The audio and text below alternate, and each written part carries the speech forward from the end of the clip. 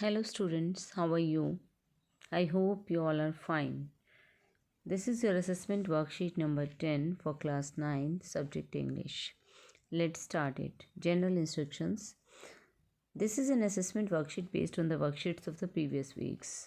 कुछ आम निर्देश दिए गए हैं. ये असेसमेंट वर्कशीट जो है आपकी पिछली वर्कशीट्स पर आधारित है. It contains 13 questions. Question number 1 to 6 carry 1 mark each and question number 7 to 13 carry 2 mark each.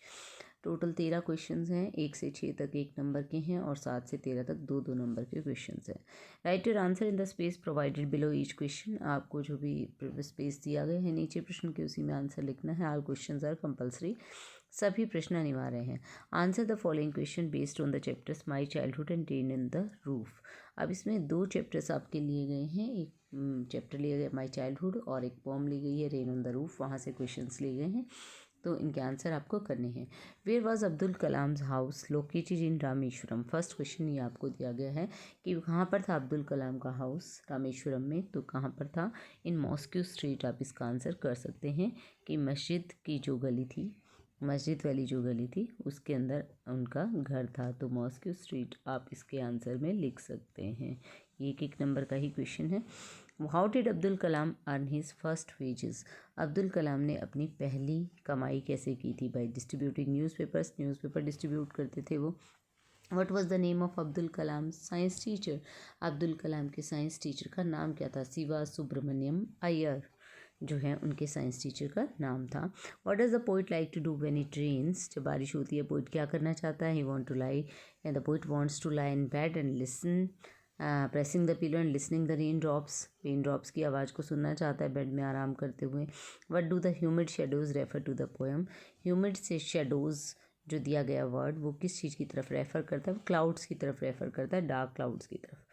ठीक है, तो ये आपके क्वेश्चन नंबर 1 to 5 जो कहा गया था. 1 to 6 आपको कहा गया था. एक और question, what makes an echo in the poet's heart. The rain drops. The sound of rain drops जो है क्या गूंजता है पोइट के दिल में? तो साउंड ऑफ रेन ड्रॉप्स गूंजती है, बारिश की बूंदें. तो ये एक नंबर के क्वेश्चन थे.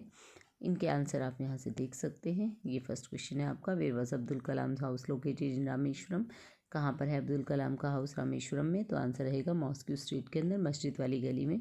Second question, how did Abdul Kalam earn his first wages. कैसे उन्होंने पहली कमाई की? बाय डिस्ट्रीब्यूटिंग न्यूज़पेपर डिस्ट्रीब्यूट करके.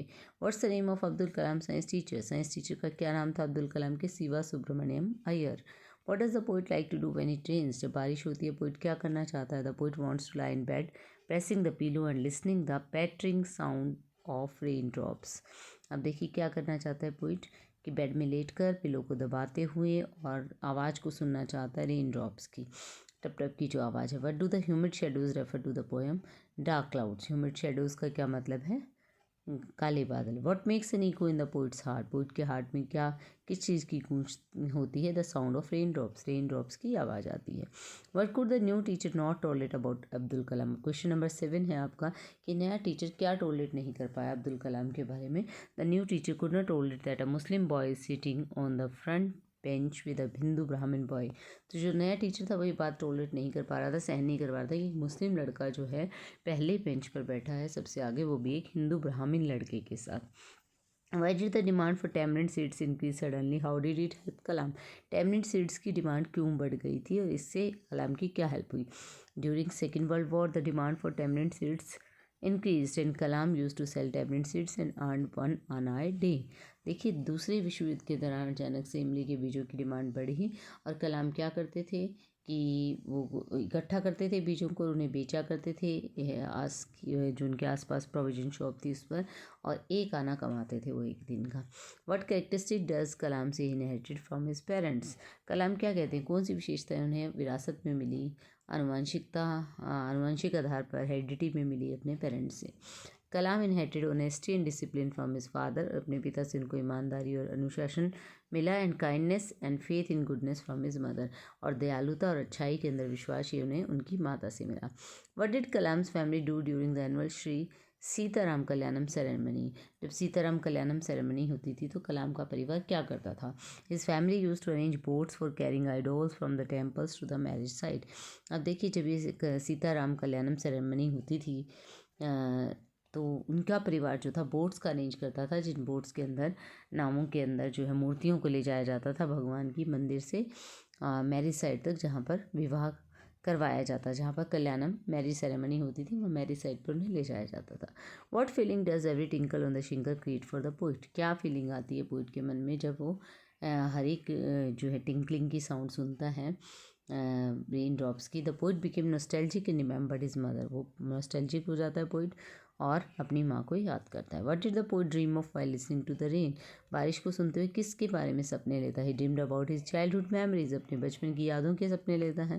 What is the central idea of the poem? क्या सेंट्रल आइडिया इस पोएम का? The sound of the rain drops makes the poet nostalgic and he starts dreaming about his childhood and recollects his memories.